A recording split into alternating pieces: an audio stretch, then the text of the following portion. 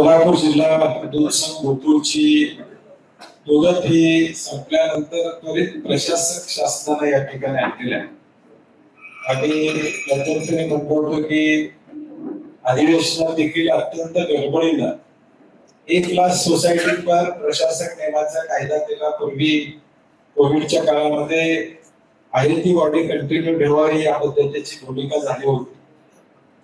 आणि मला वाटतंय ही निवडणूक पुढे जावी आणि प्रशासक यावा असे प्रयत्न गेले 6 महिने चालू होते. आता स्पष्टपणे दिसतंय आणि सहकार्याच्या दृष्टीनं हे दुर्मिळ आहे की निवडून येणारी बॉडी कुणाच केली होते.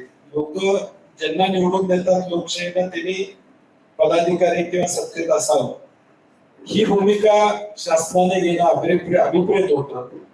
परंतु दुर्दैवानं प्रशासक आलेला आहे.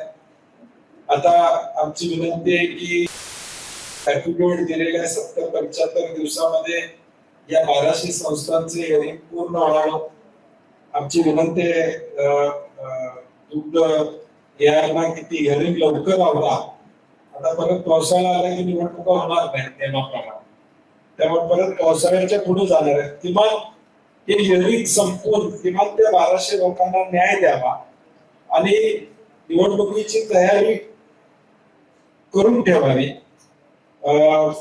जे ठराव मागवायचे त्याची सुरुवात या 70-75 दिवसानंतर होऊ शकते. या सगळ्या प्रक्रिया कराव्यात अशी आमची अपेक्षा साधारणपणे शासनाकडे त्या ठिकाणी असणार. चव आहे कोल्हापुरी, गोकुळ लई भारी.